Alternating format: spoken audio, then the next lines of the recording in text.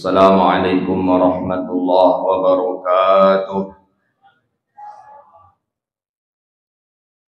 Alhamdulillahilladzi nahmaduhu wa nasta'inuhu wa nastaghfiruh wa na'udzu billahi min shururi anfusina wa min sayyiati a'malina. May yahdihillahu fala mudilla lahu wa may yudlil fala hadiya lahu. Asyhadu an la ilaha illallah wahdahu la syarika lah wa asyhadu anna sayyidana wa nabiyyana Muhammadan abduhu wa rasuluh wa safiyyuhu min khalqihi wa habibuh ballagha ar-risalata wa adda al-amanata wa nasaha al-ummah wa kashafa Allahu bihi al-ghummah wa jahidun fi sabilillahi hatta atahu al-yaqin. Salawatu Rabbi wa salamuhu alaika ya sayyidi ya Rasulullah. Allahumma salli ala sayyidina Muhammadin al-fatihi lima ughliq wal khatimi lima sabaq nasiril haqqi bil haqqi wal hadi ila siratikal mustaqim. Sallallahu alaihi wa ala alihi wa sahbihi haqqa qadrihi wa miqdarihi al-azim. Allahumma bika asbahna wa bika nahya wa bika namut wa ilaikan nusyur. أصبحنا على فطرة الإسلام وعلى كلمة الإخلاص وعلى دين نبينا محمد صلى الله عليه وسلم. رضينا بالله ربا وبالإسلام دينا وبمحمد صلى الله عليه وسلم نبيا ورسولا أما بعد. Dan memuji Allah dengan mengucapkan Alhamdulillahi Rabbil Alamin. Dengan izin Allah kita masih bisa datang ke rumah Allah, duduk di majlis yang mulia ini. Mudah-mudahan selama kita duduk di sini Allah ampuni dosa kita. Amin. Allah terima amal ibadah kita. Allah jauhkan kita dari bala dan wabah. Amin ya rabbal alamin. Salawat dan salam kepada Nabi yang agung, Nabi yang mulia, Sayyidina Rasulullah Muhammadun sallallahu alaihi wasallam. Allahumma salli wa sallim ala Sayyidina Muhammadin wa ala alihi wa sahbihi ajma'in. Bapak Ibu hadirin yang dirahmati Allah Subhanahu wa taala. Kita lanjutkan kajian kita kitab Riyadhus Shalihin min kalami Sayyidil Mursalin lil Imam Muhyiddin Syaraf Zakaria An-Nawawi rahimahullahu taala, masih dalam bab masalah lapar dan bagaimana dengan pakaian baginda Nabi sallallahu alaihi wasallam. Makanan Nabi dan pakaian baginda Nabi sallallahu alaihi wasallam. Hadis yang terakhir bahwa menjelaskan tentang bahwa baginda Nabi berjalan, kemudian Nabi sahabat berjalan, yaitu Sayyidina Anas berjalan dengan baginda Nabi, dan Nabi mendatangi rumah istrinya dan itu memiliki satu sa' daripada gandum, dan itu ada lemak yang sudah berubah warnanya, dan itu pun untuk 9 rumah. 9 rumah berarti untuk 9 istri dari baginda Nabi sallallahu alaihi wasallam. Hadis hari ini dari Abi Hurairah radhiyallahu taala anhu. Qala laqad ra'aitu 70 min ahli Sufah ma minhum rajulun alaihi ridaun imma idharun wa imma kisaun qad rabatu fi a'naqihim minha ma yablughu nifas saqain wa minha ma yablughu ka'bain fayajma'uhu biyadaihi karahiyata ayn tura auratuh. Hadis ini riwayat daripada Sayyidina Abi Hurairah radhiyallahu taala an. Abi Hurairah maklum, beliau yang bernama Abdurrahman Ad-Dausi. Daus sebuah suku di Yaman, namanya Dausi. Beliau ini terakhir masuk Islam, termasuk orang yang lambat masuk Islam, karena 3 tahun setelah Abi Hurairah masuk Islam kemudian baginda Nabi pun wafat. Jadi Abi Hurairah walaupun sedikit dan jumlahnya dibandingkan dengan para sahabat lama masanya dengan Rasulullah, tapi Abi Hurairah periwayat hadis yang terbanyak. Abi Hurairah radhiyallahu taala an. Jadi kita umat muslim terhutang budi kepada Abi Hurairah. Kalaulah bukan karena beliau, kita tak jumpa dengan sekian banyak ucapan baginda Nabi sallallahu alaihi wasallam. Kuat hafalannya Abi Hurairah ini kuat. Saking kuatnya, Nabi sudah meninggal dunia, tersisa 5.000 ungkapan dan ucapan baginda Rasulullah di dalam dadanya Abi Hurairah radhiyallahu taala. 5.000 itu jarang kita bisa Itu tidak juga manusia-manusia biasa, itu manusia pilihan. Kita saja mungkin dari kecil sampai kita besar dengan orang tua kita, bisakah kita mengeluarkan 5.000 ucapan tingkah laku ibu kita, orang tua kita? Mungkin agak susah. Ya, susah dengan makannya, dengan cara berjalannya, dengan duduknya, belum lagi ketika duduk ungkapan baginda Nabi SAW. Ketika baginda Nabi SAW sedang safar berjalan, apa yang diucapkan Rasulullah SAW banyak sekali. Bisa beliau menghasilkan 5.000 hadis Nabi SAW. Memang Abi Hurairah orang yang tak pernah diboncengi oleh baginda Nabi. Ya, yang pernah diboncengi oleh baginda Nabi mertua beliau Abu Bakar As-Siddiq, kemudian Sayyidina Mu'az bin Jabal. Itu pernah diboncengi oleh baginda Nabi. Nabi yang di depan mengendarai keledai beliau, kemudian di belakang sahabat Mu'az bin Jabal, kemudian Abi Bakar. Bukan berarti Nabi tak pernah memboncengi Sayyidina Abi Hurairah, kemudian Sayyidina Abi Hurairah tidak dekat dengan Rasulullah. Nah, Abi Hurairah orang yang dekat sekali dengan baginda Nabi SAW. Bahkan riwayat hadis tentang susu yang disuruh minum oleh baginda Nabi itu saking sayang dan perhatian Nabi kepada Sayyidina Abi Hurairah radhiyallahu ta'ala an. Pemuda Yaman masuk Islam, kemudian dijemput emaknya pun untuk masuk Islam, dan beliau ingin keluarga beliau pun ya masuk ke dalam surga Allah Subhanahu wa taala. Ini dia sahabat yang bernama Abi Hurairah radhiyallahu taala. Abi bapak Hurairah kucing, bukan bapak kucing maksudnya yang nikah di Kucing, enggak. Ya, jangan kita sebut pula nanti ayah si Anu, berarti si Anu amaknya melahirkan kucing, bukan. Abi Hurairah ini ya sebutan keakraban baginda Rasulullah dengan para sahabatnya. Karena Abi Hurairah ini saking dekat beliau dengan kucing itu, berjalan pun Abi Hurairah, padahal berjalan itu awalnya sendirian saja. Tapi ketika kucing-kucing melihat Abi Hurairah berjalan, akhirnya kucing-kucing pun mendekati Abi Hurairah dan berjalanlah Abi Hurairah dengan kucing. Padahal itu bukan kucing dia, sayang nempel kucing ke Abi Hurairah itu. Ya kucing ini kan tahu pula dia ya kan dia punya tabi'i kepadanya, punya ilmu tabi', ya tabi'i ya. Dia tahu ni orang ni ramah, ni orang ni santun, ni orang ni penyayang ni ya. Dekat saja kucing. Tahu pula dia mana yang benci dengan kucing itu, tak mau mendekat kucing. Daripada mendekat kata kena tokok pula beko kata dia. Bila hendak lagi kata dia.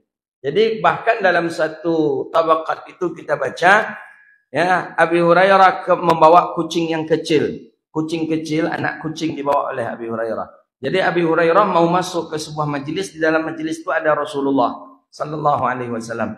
Nabi nampak Abi Hurairah bawa kucing ke dalam, segan nanti orang banyak yang terganggu. Abi Hurairah faham. Abi Hurairah letaklah anak kucing tadi ke atas pohon, ya supaya tak ada yang mengganggunya, supaya dia pun tak mengganggu orang lain. Diletak oleh Abi Hurairah di atas pohon. Jadi nampak oleh para sahabat tingkah lakunya Abi Hurairah dan termasuk Rasulullah. Setelah Nabi SAW keluar daripada majlis itu bersama para sahabat, Abi Hurairah mendekati pohon itu dan mengambil kembali daripada kucing, anak kucing yang dia letak di atas pohon itu.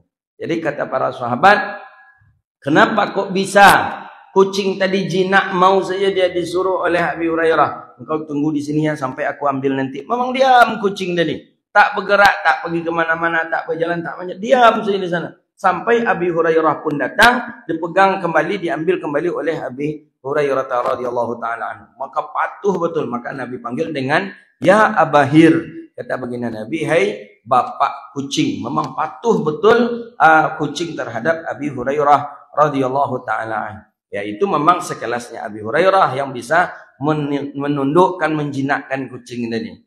Ya, kalau kucing-kucing begitu tidak bisa ada tanang sekoyo katanya. Payah waknya payah buluh lah.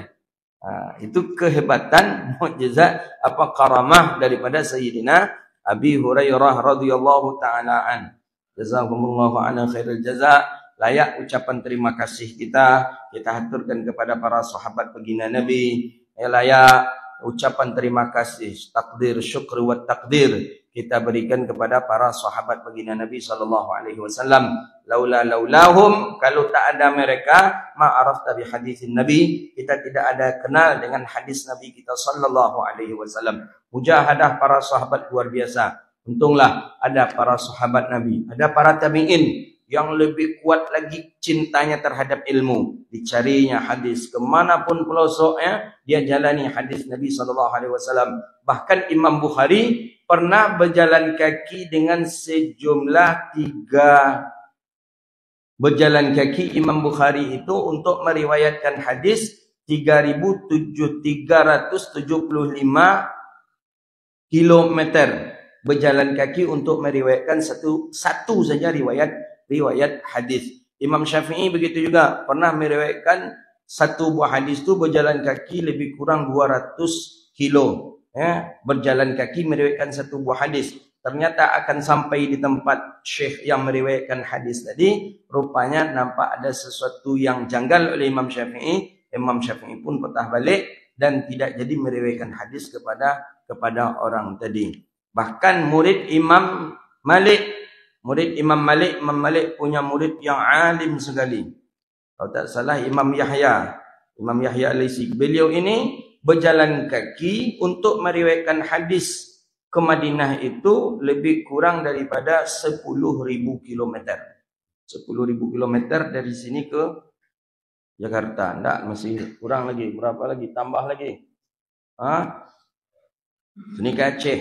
Berjalan kaki meriwayatkan hadis. Bahkan Imam Malik sendiri tak tahu dia ni dari mana. Jadi Imam Yahya di sini tak tahu Imam Malik dia ni dari mana, kampungnya. Saking jauhnya dia berjalan kaki untuk belajar hadis kepada Imam Malik. Jadi tahunya Imam Malik, yang ngaji dengan Imam Malik itu ribuan bukan ratusan, ribuan yang ngaji dengan Imam Malik di Masjid Nabawi. Di Masjid Nabawi kita baca tabaqatnya, selalu meja atau selalu tempat duduknya Imam Malik itu di samping makam Nabi SAW.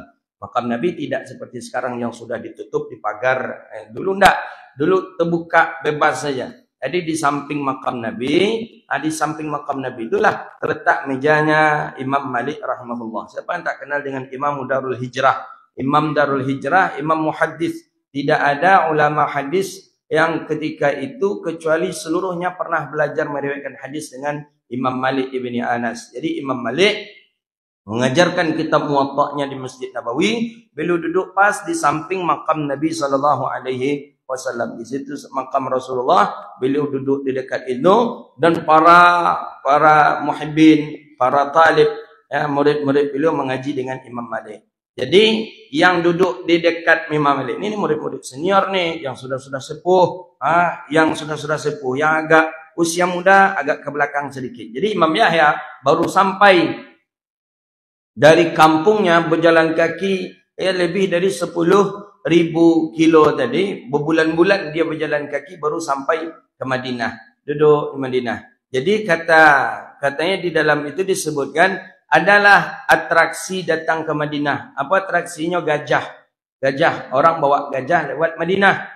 Gajah banyak, gajah dengan anaknya melaksanakan atraksi lah. Seluruh orang keluar melihat gajah tadi ya. Jarang-jarang gajah masuk Madinah, jarang. Orang seluruhnya keluar, murid Imam Malik tadi keluar, seluruhnya pergi menyaksikan gajah. Imam Malik pun tak marah.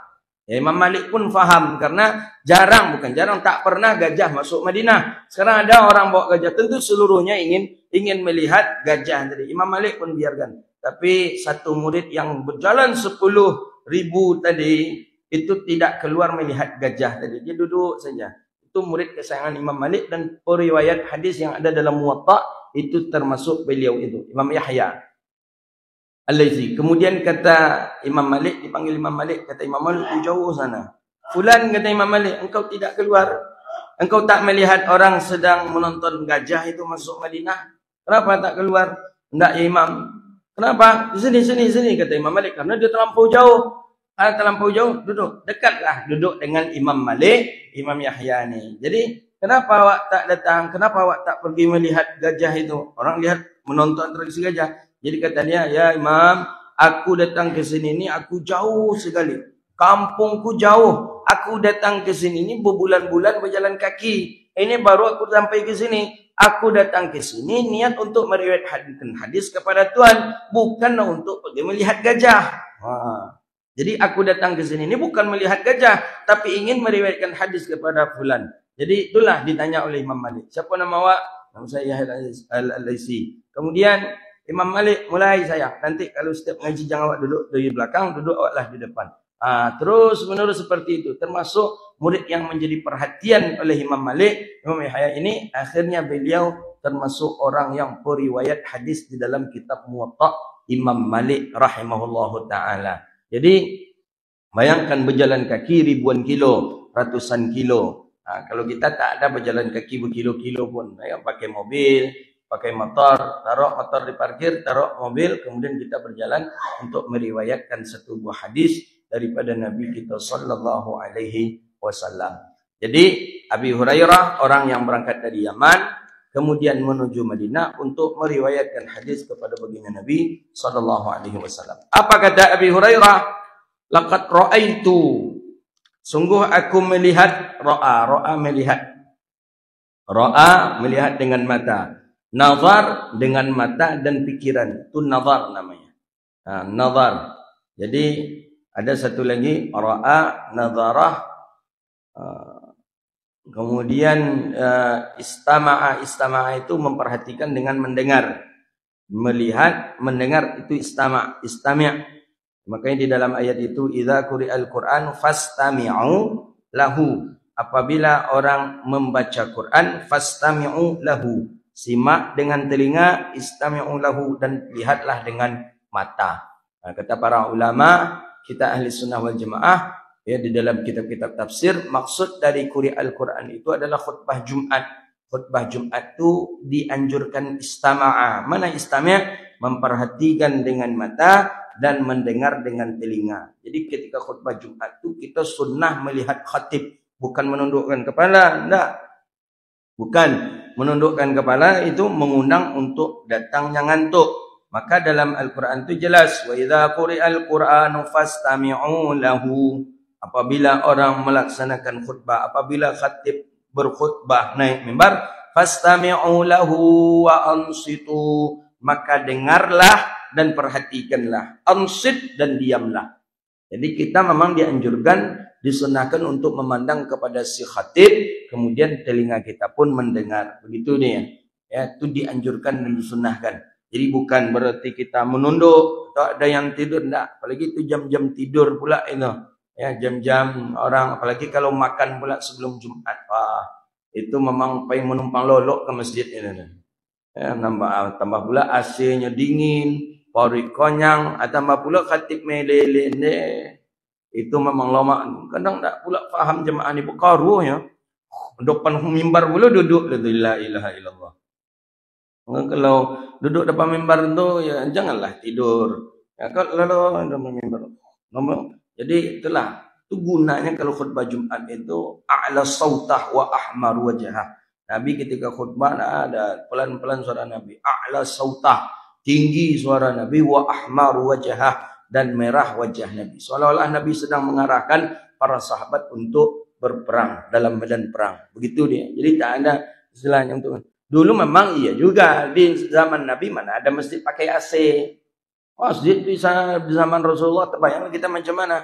Dengan lantainya, mungkin dengan pasirnya, kemudian dengan tiangnya kayu saja, dengan tandanya itu dikasih dengan pelepah-pelepah kurma. Ya Allah, panas. Ini mujahadah para sahabat Nabi sallallahu alaihi wasallam luar biasa ketika itu. Maka jangan sampai fasilitas membuat kita lengah kepada Allah. Jangan dengan fasilitas AC-nya, dengan kipas anginnya, dengan karpet yang begitu tebalnya, ternyata bukan menjadikan kita lebih istiqamah, lebih kuat mujahadah untuk ibadah. Enggak. Rupanya justru kita semakin lengah. AC dengan enaknya kita tidur, perut kenyang. Dengan karpet yang begitu tebal, empuk, semakin enak kita untuk tidur duduk. Jadi fasilitas ternyata menghalangi kita untuk ibadah kepada Allah. Makanya Imam Ghazali sudah mengatakan, ya, kualitas seorang itu ibadahnya bagus atau tidaknya, ya dilihat juga dengan fasilitasnya. Kalau fasilitas yang lengkap, yang cukup, itu tidak menjamin kualitasnya itu bagus. Ya, dengan para sahabat Nabi dahulu, ya kita tidak pula mengatakan fasilitas ini penting, bukan penting, tapi jangan itu sebagai satu-satunya. Ya, kalau tak ada AC, kita tak datang ke masjid. Ya, kalau tak karpetnya tebal kita malas datang ke masjid. Dah, kita yang penting itu adalah kualitas ibadah kita kepada Allah Subhanahu wa taala. Jadi, ya masih beruntunglah kita, alhamdulillah Allah masih takdirkan kita untuk bisa datang ke rumah Allah Subhanahu wa taala. Jadi para ahlu sufah, jadi kata Sayyidina Abi Hurairah, aku melihat sab'in. Sab'in itu 70. Sab'ah 70. Sab'ah 7. Kalau ingin menjadikan dia puluhan, tambahin. Sab'in. Sittah itu 6. Ingin menjadikan 60, sittin. Itu saja dia. Mana dia? Khamsah 5. Ingin menjadikan dia 50, khamsin. Ya, tambah ya nun aja. Waw dengan nun. Khamsun. Khamsin. Mula bahasa Arab tu enak dia. Salasa 3. Ingin jadikan dia puluhan. Salasun. Salasin. Gitu dia. Aku arba'un arba'in. Qala, aku melihat, kata Sayyidina Abi Hurairah, ada sab'ina min ahli sufah, 70 daripada ahli sufah. Ahli sufah kita sudah paham siapa ahli sufah. Ahli sufah ni orang yang mendapatkan kedudukan khusus dari Rasulullah SAW karena mereka tidak punya rumah di Madinah. Mereka tak punya rumah, mereka tak punya karib kerabat, mereka dikhususkan Nabi di tempat Nabi, di masjid Nabi. Itu ada sekitar 70 orang. Jadi sempat ada yang mencoba mengkaji ulang kembali tentang ahli sufah. Jadi ada mengatakan tak mungkin 70 orang karena masjid Nabi kecil. Karena masjid Nabi itu kecil sekali. Ya, tak mungkin jumlahnya 70 orang. Jadi kata para ahli sejarah, mungkin saja 70 orang itu yang mungkin diantara mereka ada yang tidur, ada yang tidak tidur, ada yang istirahat, ada yang tidak istirahat. Karena seluruh mereka tidak serentak mereka istirahat. Ada yang kawannya sedang tidur, dia sedang ibadah. Ada kawannya yang sedang keluar, dia yang sedang istirahat. Bahkan ada dalam satu syarahan hadis disebutkan annahum yablaghuna ila 400, sampai jumlah mereka itu sampai 400 orang. Jadi ahli sufah itu, ya kalau bahasa kita ni ahli sufah, kau pernah bapak-bapak ibu-ibu nampak orang suluk? Orang suluk biasanya tarikat Naqsyabandi punya tradisi ada namanya Ahmadiyah suluk namanya. Suluk atau berkhalwat. Kan diasingkan tempatnya. Mereka punya tempat masing-masing. Di sanalah mereka diajarkan Rasulullah dengan amalan zikirnya, dengan beberapa amalan-amalan sunnah lainnya. Jadi mereka ni dikhususkan oleh baginda Nabi SAW. Jadi itulah namanya Ahlus Sufah. Ya, kalau masyaikh, saya masih ingat Syekh Abdullah Ahmad Hajin hafizahullah, masyaikh kami mengatakan Ahlus Sufah ni masjid Nabi pas seperti kedudukan seperti ini. Jadi di sini masjid, di belakang tu dibuatkan Nabi bertingkat. Di atas itulah Ahlus Sufah. Di atas itulah Ahlus Sufah, mereka belajar, mengaji, kemudian seluruh kegiatan mereka ni memang mengkhidmatkan dirinya untuk Rasulullah. Itu dia orang-orang Ahlus Sufah. Jadi rumah baginda Nabi secara tidak langsung kan di sebelah kiri arah mihrab itu dikawal oleh orang-orang Ahlus Sufah. Mereka makan itu ketika ada makanan di diri Rasulullah. Ada orang yang menghadiahkan Nabi, langsung Nabi berikan ke Ahlus Sufah. Begitu. Ada orang membawa jeruk, langsung diantar Nabi ke Ahlus Sufah. Ada membawa kurma, langsung diberikan kepada Ahli Sufah. Jadi orang-orang Ahli Sufah tahu Nabi sudah makan atau Nabi belum makan. Orang-orang Ahli Sufah itu mengetahui. Radhiyallahu anhum. Ya, Allah meridai para Ahli Sufah ini. Jadi kalau ketika kita melihat orang Ahli Sufah ini, ketika kita lihat hari ini dengan kondisi Masjid Nabawi, masyarakat ada mengatakan yang atapnya yang bisa dibuka ditutup secara otomatis itu, di situlah dulu Ahlus Sufah. Jadi di situ dulu Ahlus Sufah. Jadi ini makam Nabi, makam Nabi itu arah mihrab ke sana, itu makam Nabi. Ada bagian yang di tengah-tengah pas setentang daripada setentang raudhah, geser sedikit mungkin agak sekitar beberapa meter lah itu. Nampak kita apanya, lotengnya atau atapnya bisa dibuka otomatis. Itu tuh di situ yang dahulu Ahlus Sufah. Jadi kata para masyayikh kita mengajarkan kalau ke Madinah, masuk ke Masjid Nabawi, masuknya pintu Babus Salam. Pintu Babus Salam. Kemudian salat sunat tahiyatul masjid. Setelah itu langsung jalan terus ziarah ke makam Nabi sallallahu alaihi wasallam. Setelah ziarah ke makam Nabi, kalau bisa ke raudhah, kalau tidak, ambillah posisi ahli sufah itu. Ya setidaknya kita pernah duduk di tempat orang soleh itu duduk. Ya walaupun sudah berubah lah kondisinya, dulu tak seperti itu. Masjid Nabawi ya sudah banyak berubah-berubah, tapi setidaknya kita pernah merasakan tempat yang dirasakan dahulu kala oleh para sahabat baginda Nabi sallallahu alaihi wasallam, itulah sufah. Jadi kalau kita ingin menjumpai masyaikh, kami dulu seperti itu.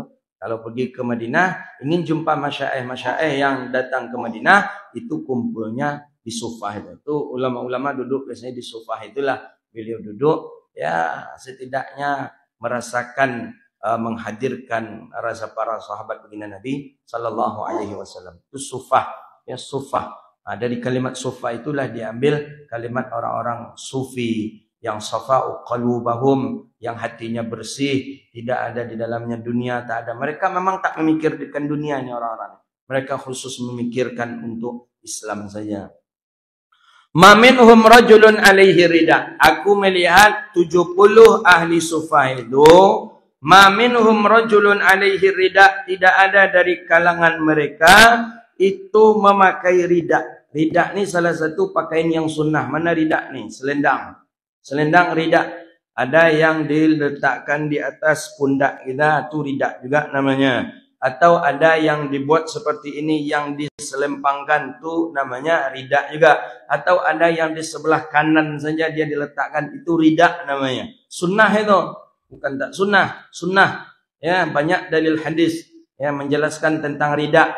Ya, seperti hadis dalam Riyadhus Shalihin, ya pakaian baginda Nabi sallallahu alaihi wasallam ada imamah sorban, ada gamis baju, ada sorban, ada jubah, ada rida, rida selendang. Kemudian hadis satu lagi dalam Muwatta, Sayyidina Umar saking lajunya, cepatnya beliau takut terlambat salat, jalan dalam keadaan laju hatta saqatat rida'uh, sampai pernah terjatuh, hampir terjatuh daripada rida selendangnya. Ya, para sahabat itu memakai rida selendang, itu buktinya. Selendang itu termasuk pakaiannya para sahabat baginda Nabi sallallahu alaihi wasallam. Maka sunnah hukumnya kita memakai rida selendang. Jadi selama rida ni terpasang di pundak kita, selama itu pula lah kita dicatat oleh malaikat orang yang mengamalkan sunnah Nabi. Jadi pas pakai selendang tadi, niatkanlah aku memakai rida ni untuk mengikut sunnah baginda Nabi. Itu salah satu bonus yang terbesar yang Allah berikan kepada umat Nabi Muhammad. Begitu juga dengan memakai cincin. Pakai cincin, tangan kanan di jari yang kanan. Niatkan aku memakai cincin ini untuk mengikut sunnah Nabi ku. Selama cincin itu terpasang, selama itu pula lah kita mendapatkan pahala sunnah Nabi. Nah, jadi banyak peluang pahala itu banyak sekali yang Allah berikan kepada kita. Tapi ahlu sufah yang 70 ni, mana rida? Aku tak melihat dia memakai rida. Ya, saking tak adanya pakaian, maksudnya ni orang-orang miskin ini. Imma idharun wa imma kisaun, yang mereka pakai cuma kain sarung saja. Dan ada yang memakai kain sarung dan ada yang memakai, memang tak ada pakaian, yang ada yang memakai kisah, pakaian yang digantungkan di leher, di pundak. Wa qad rabatu fi anaqihim. Ada yang memakai kain sarung kemudian ditarik ke atas sampai mereka ikatkan di leher mereka. Tak ada pakaian. Pakai kain sarung sampai ke atas diikatkan. Ini orang-orang ahli sufah tadi ini. Minha yablughu nisfa saqain, ada yang sampai ke bawah betis, bagian betis, ada yang sampai ke bagian mata kaki, ka'bain itu mata kaki, ya bukan tumit, itu ka'bain mata kaki itu yang tua tulang yang ada pada sisi kiri dan kanan kaki kita. Jadi kaki kanan ada di sebelah kanan dan sebelah kiri ka'bain. Itu yang disebut dengan ka'bain, ya. Fajam'uhu biyadihi karahiyati an tura auratah. Kadang diturunkan di sahabat baju tadi, saking di atas mata kakinya takut nampak aurat, ya, diturunkan. Takut nampak lutut, diturunkan, ditutuplah pakai tangan. Sering sahabat, apalagi kalau duduk sahabat tu menyelangkan tangannya di depan, takut terbuka bagian daripada lutut dan pahanya. Begitu orang-orang ahlu sufah. Saking sederhananya hidupnya, bukan sederhana lagi, saking tidak adanya pakaian yang akan dipakai, cuman itu saja yang dipakai, itu 70 orang banyaknya sahabat baginda Nabi sallallahu alaihi wasallam. Jadi yang mereka utamakan apa? Aurat yang mereka utamakan. Tertutup saja aurat mereka, itu jauh daripada lebih baik bagi mereka itu. Ya. Ada aurat daripada aurat ternampak, biar ada baju, biarlah baju itu satu, walaupun baju itu sehelai saja, daripada aurat mereka itu nampak. Jadi itu yang disebut dengan ka'bain. Ka'bain, dua daripada tulang yang tumbuh di kanan dan kiri kaki kita. Tapi menurut Syiah, kata Syiah, yang namanya ka'bain itu bukan dua mata kaki, tapi ka'bain itu adalah zahrul kidam, tumit. Jadi menurut Syiah, tumit itulah yang disebut dengan ka'bain. Maka Syiah biasa saja dia pakaiannya menjuntai ke tanah, ya sampai menyapu-nyapu tanah, itu biasa. Karena menurut Syiah yang ka'bain itu adalah tumit, ya, bukan dua mata kaki. Jadi itu Syiah memang agak berbeda, sangat berbeda selain Syiah dengan kita. Ya, Syiah mengatakan beriman, bertauhid mesti kepada imamah. Ya, imamiyah, ya, imamiyah Syiah. Jadi kalau orang yang tidak berakidah, bertauhid, yakin kepada imamiyah, maka orang tadi belum sempurna imannya. Jadi Syiah ini bahaya kepada negara dan bahaya kepada keturunan anak cucu kita. Syiah membolehkan nikah mut'ah. Jadi mana saja, maka hati-hati. Negara kalau sudah masuk Syiah ke dalamnya, itu sudah bahaya. Hati-hati, jangan sampai masuk dia ke dalam kabinet menteri. Ini akan ada caleg ini, hati-hati nih. Hati-hati. Syiah sudah mau mencalonkan diri untuk jadi di legislatif loh. Kalau mereka sudah masuk ke sana, mereka sedikit mereka masuk ke menteri, itu sudah bahaya ya. Tengok Irak ya Allah, hancur Irak. Ya, hancur. Baghdad hari ini dikuasai oleh orang-orang Syiah, dikuasai. Ada lagi beberapa jazirah Arab hari ini itu sudah mulai banyak Syiah. Ketika Syiah sudah mulai merajalela di suatu negara, Syiah mulai menampakkan siapa dia. Sekarang kita di Indonesia karena mereka masih sedikit, tapi kalau mereka sudah banyak, mereka akan menampakkan siapa mereka. Mereka menghalalkan nikah mut'ah, bahkan para masyaikhnya, orang ulama di kalangan Syiah, itu ketika dia datang ke sebuah tempat itu boleh disuguhkan dengan anak gadis, bahkan anak yang masih belia, yang belum tamat sekolah SD, yang baru usia 9 tahun 8 tahun boleh. Jadi katanya siapa di antara anak gadisnya yang digauli oleh imam daripada imam Syiah yang maksum, maka dia orang tadi akan mendapatkan perlindungan di sisi Allah nanti di yaumil qiyamah. Kebodohan seluruhnya Allah tutup, Allah bodohkan orang-orang Syiah ini. Ya, seperti contoh satu lagi tentang tradisi Karbala, yang mereka mengeluarkan darah, mereka ambil dengan senjata, dengan pisaunya, dengan senjata tajam, mereka pukul-pukul punggung mereka, pukul dada mereka sampai keluar darah. Apa kata Syiah di dalam akalnya? Semakin banyak darah yang keluar, maka semakin besar peluang kita untuk masuk surga. Karena darah itu darah untuk penyesalan terhadap Sayyidina Husain. Kenapa kita tak bisa membantu Sayyidina Husain? Ini bodoh ini Syiah. Bodoh. Jadi kata para ulama ahlu sunnah wal jamaah, bodoh mereka ini disebabkan karena mereka menghina sahabat Nabi. Abu Bakar mereka hina, Sayyidina Umar mereka hina, Aisyah mereka hina, Sayyidatuna Aisyah mereka hina, istri dan sahabat-sahabat baginda Nabi mereka hina, mereka caci. Itulah yang menyebabkan mereka disesatkan oleh Allah Subhanahu wa taala. Jadi bahaya, Syiah bahaya. Kalau sudah masuk dia ke sebuah negara, itu bahaya sekali. Ya, naudzubillah. Ada namanya Syiah. Kan kesamaan kita dengan Syiah ada Ustaz ya, ada Syiah mengakui Allah sebagai Tuhan, kita akui Allah sebagai Tuhan. Ya, Nabi Muhammad sebagai nabi. Ya, tapi ada Syiah yang parah namanya Syiah Al-Aliyah, katanya ini tak ada lagi. Tapi ada mengatakan ini ada. Dia mengatakan Nabi itu Sayyidina Ali. Ya, bukan baginda Nabi. Karena Nabi mengatakan ana minal Ali wa aliyun minni. Aku daripada Ali dan Ali adalah bagian daripadaku. Kata baginda Nabi sallallahu alaihi wasallam. Padahal bukan ke sana arahnya, tapi menurut Syiah ya, bahwa Nabi itu adalah Sayyidina Ali. Bahkan ada yang mengatakan Ali itu diangkat ke atas langit, nanti Ali akan turun nanti dengan Nabi Isa. Banyaklah pikiran-pikiran daripada orang-orang Syiah. Nauzubillah. Ya, jadi jangan kita sampai terbawa oleh paham Syiah. Karena di Indonesia mereka dibolehkan mereka ada melakukan ritual berkumpul bersama-sama, dan itu dibolehkan nampaknya di Karbala itu. Dan buktinya TV-TV mereka ada di kita. TV-TV mereka masuk ke channel-channel kita, TV-TV Syiah itu. Jadi hati-hati, betul kita hati-hati. Ya, hadis-hadis Syiah, salatnya Syiah saja dah berbeda. Nah, Syiah salat mesti membawa batu Karbala itu, batu kecil yang dianggap itu suci. Bahkan Syiah punya tradisi di tanggal 10 Muharram Ashura itu mereka mandi lumpur bersama. Jadi mereka berkumpul di tempat di Karbala itu, mereka berkumpul, kemudian mereka mandi dengan mandi lumpur. Jadi maksudnya diberi air tanah tadi, lumpur ya macam apalah, lumpur kabau lah gitu. Masuk ke dalam tadi, kemudian mandi dengan lumpur itu. Karena kata dia, yang ardhil muqaddasah, tanah yang suci itu adalah tanah di Karbala. Bahkan saking sucinya tanah di Karbala, itu melebihi sucinya tanah haram dan Palestina. Nah, makanya mereka mandi dengan tanah. Ya, bodoh lah begitu. Ya, Allah tutup akal sehat mereka karena mereka telah menghina sahabat-sahabat Nabi. Itulah buktinya. Mereka merusak diri mereka, semakin banyak darah. Itu yang mereka yakini.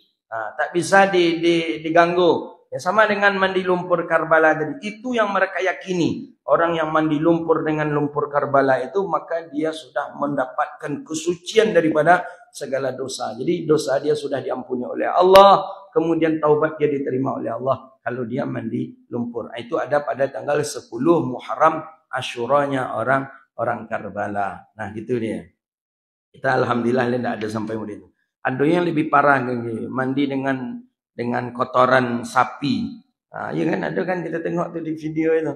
Yang kotoran sapi yang dimandikan badan dia dengan kotoran itu. Nah, alhamdulillah Islam Sunni Ahlus Sunnah wal Jamaah kenal dengan najis, kenal dengan yang suci. Alhamdulillah kita Allah jaga dengan hal-hal yang seperti itu. Maka jangan sampai menghina sahabat Nabi, jangan sampai menghina keluarga Nabi sallallahu alaihi wasallam. Ya, Nabi kita sendiri sudah mengatakan, apa kata baginda Nabi sallallahu alaihi wasallam? La syattama ashabi, kata baginda Rasulullah sallallahu alaihi wasallam. Jangan kalian mencaci menghina sahabatku. Kata baginda Nabi sallallahu alaihi wasallam, man subbuhum subbuni. Siapa yang menghina mereka, maka menghina aku, kata baginda Nabi sallallahu alaihi wasallam. Orang yang menghina baginda Nabi akan ada posisinya di dalam neraka Allah Subhanahu wa taala.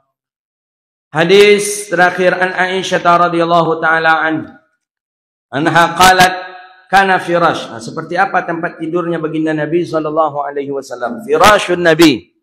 Anna Aisyah radhiyallahu taala anha qalat kana firashun Rasulillah sallallahu alaihi wasallam min alamin hashwatun leifun, rawahu Bukhari. Hadis sahih Imam Bukhari. Seperti apa firash, tempat tidur baginda Nabi? Ya, tilam, bukan tilam sih. Kasur baginda Nabi itu seperti apa? Nah, spring bed kah? Apakah? Seperti apa? Kana firashun. Bahwa kata Sayyidah Aisyah, nah, tahunya Sayyidah Aisyah itu tahu karena istri Nabi. Karena berdua tidur dengan baginda Nabi sallallahu alaihi wasallam. Firasyu Rasulillah sallallahu alaihi wasallam. Kasurnya baginda Nabi, tilamnya baginda Rasulullah sallallahu alaihi wasallam itu terbuat min adamin hashwuhu lifun. Itu terbuat daripada kulit yang diisi dengan serbuk kayu. Bayang kita serbuk kayu, orang siap khatam. Dulu ada orang sebelum khatam listrik ini kan, khatamnya pakai tangan agak kasar gitu. Itu sudah ada dulu di zaman baginda Nabi. Untuk memperhalus kayu dengan khatam yang kasar, diisilah dengan serbuk kulit ini. Diisi dengan serbuk kulit, dengan kulit sapi, kulit kerbau, kemudian dijahitkan menjadi agak besar, diisilah dengan serbuk. Berapalah apunya itu ya. Empuk takkan mungkin seempuk dengan kasur yang ada di rumah kita. Itu saja. Ya, tidak akan kalau di kita monjak macam tabanam tanya. Ya Allah, ya memang. Apalagi kalau yang hotel-hotel yang 6 juta, 7 juta satu malam itu. Tabanam awak dia tahu gitu aja kita tabanam kita adanya. Memang luar biasa. Bagaimana dengan baginda Nabi Sallallahu Alaihi Wasallam? Itu cuma kulit yang di dalamnya diisi serbuk. Disitulah Nabi tidur, disitulah Nabi istirahat. Nah, gitu. Jadi malu kita rasanya dengan fasilitas kita yang mewah, kehidupan kita yang mewah, ternyata kualitas ibadah kita sedikit. Ternyata amalan sunnah Nabi yang kita amalkan sedikit. Maka oleh karena itu, ya mujahadahlah kita dalam beribadah. Boleh fasilitas kita miliki, boleh dengan fasilitas yang mewah, yang mahal, yang megah kita pakai, tapi jangan sampai kualitas ibadah kita pun sedikit. Jangan. Justru dengan kualitas yang bagus, mestinya ibadah kita lebih kencang lagi kepada Allah Subhanahu wa taala. Dulu santri-santri di pesantren-pesantren dulu inyom memasak, inyom menyuci. Dulu kualitasnya luar biasa. Mereka hafal dengan kitab Alfiyah, mereka hafal dengan Kutubus Sittah, mereka mahir mereka. Ya memang nampaklah alim balik dari pondok itu. Jadi harapan yang punya pesantren diberikan AC, diberikan tempat tidur seperti yang mewah apa semacam. Tujuan tadi supaya jangan dia memikirkan itu lagi, diketeringkan, laundry apa, supaya dia hafal saja. Ternyata tidak juga rupanya. Jadi dengan fasilitas yang mewah membuat kita lengah kadang, lengah sehingga ya jauh tertinggal kita. Dulu orang tidak ada fasilitas tapi kualitasnya hebat. Kita hari ini fasilitas lengkap tapi ternyata kualitas kita kurang.